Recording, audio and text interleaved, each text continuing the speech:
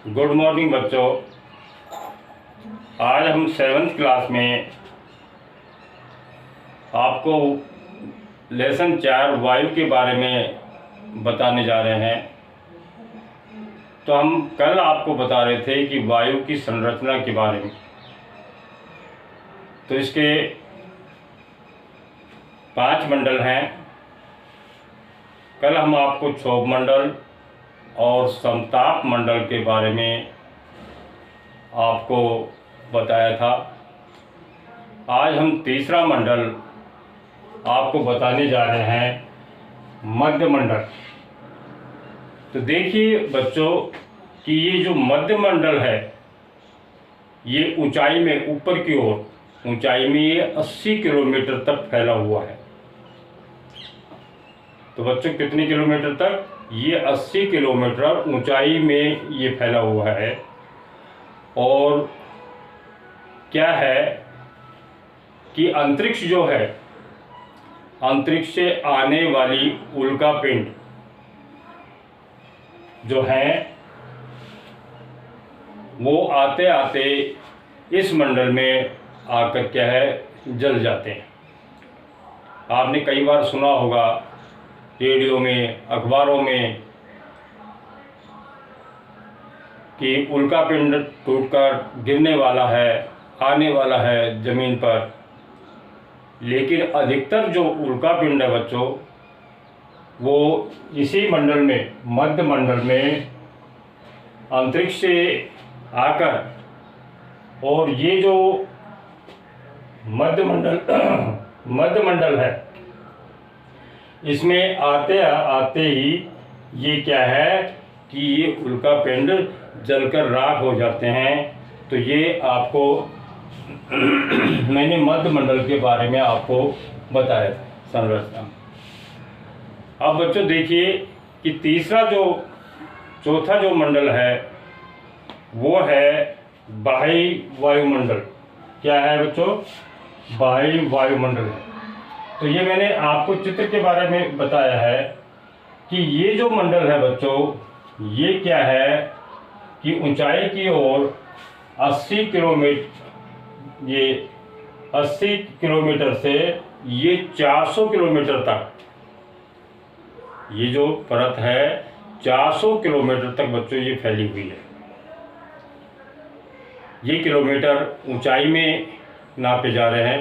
जब हम आसमान की ओर जाते हैं, अंतरिक्ष की ओर जाते हैं तो बच्चों ये 80 से 400 किलोमीटर तक ये फैला हुआ है।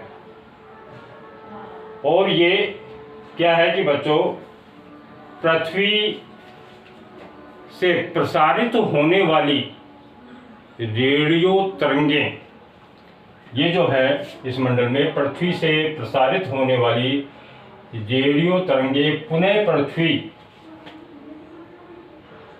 पर परिवर्तित हो जाती हैं। ये दोबारा पृथ्वी पर आ जाती हैं।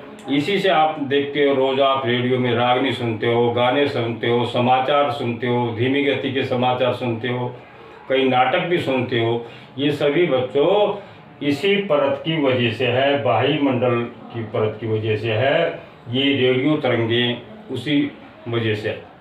अगर ये मंडल ना हो तो हम रेडियो नहीं सुन सकते, क्योंकि ये तरंगे पृथ्वी पर पहुंच ही नहीं पाएंगी बच्चों। तो इस तरह से ये जो है बाह्य मंडल, ये आपको मैं फिर दोबारा से बता रहा हूँ, ये 80 से 400 किलोमीटर तक ये इसकी परतें फैली हुई है। और इसी के कारण हम रेडियो में प्रधानमंत्री श्रीमती मोदी का जो प्रसारण होता है, कौन सा होता है? मन की बात, जो कि शनिवार को आता है, वो भी हम इसी परत के कारण सुन सकते हैं। तो ये था बाह्य मंडल।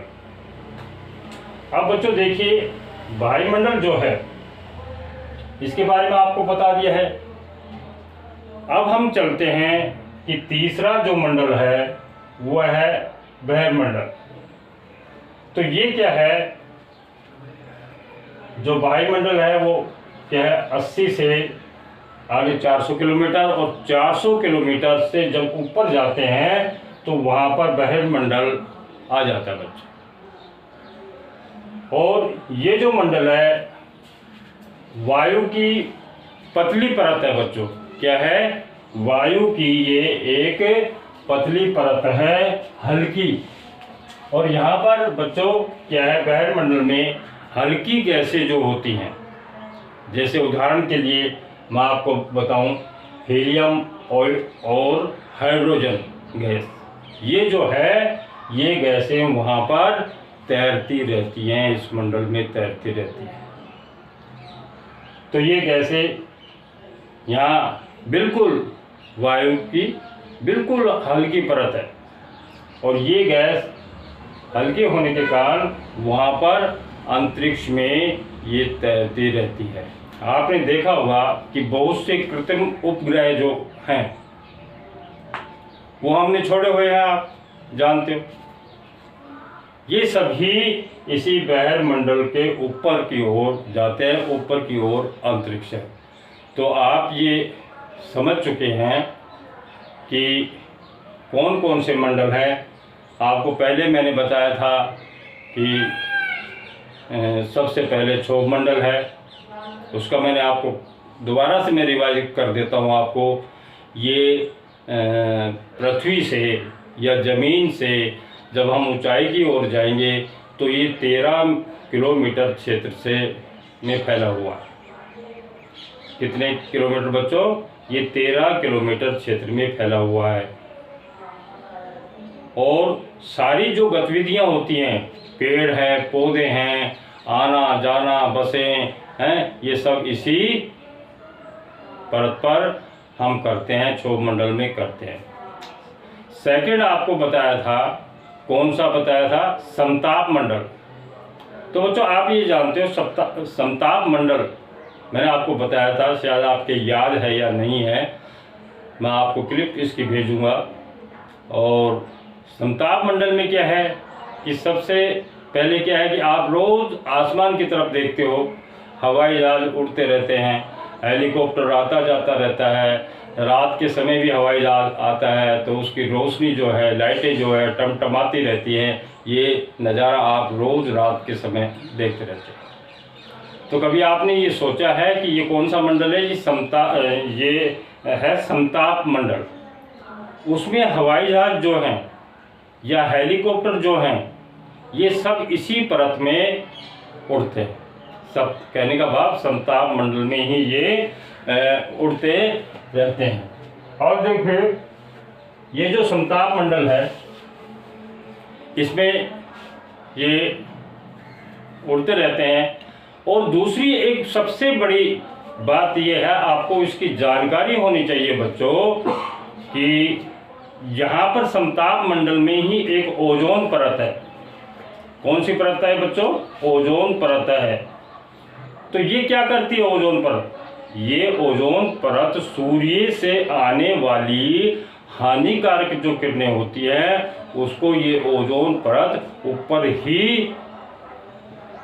रोक लेती है। कहने का भाव समताप मंडल में ही उसको रोक लेती है और नीचे क्षोभ मंडल में नहीं आने देती। अगर समताप मंडल ना होता तो हवाई जहाज, हेलीकॉप्टर ये नहीं उड़ते।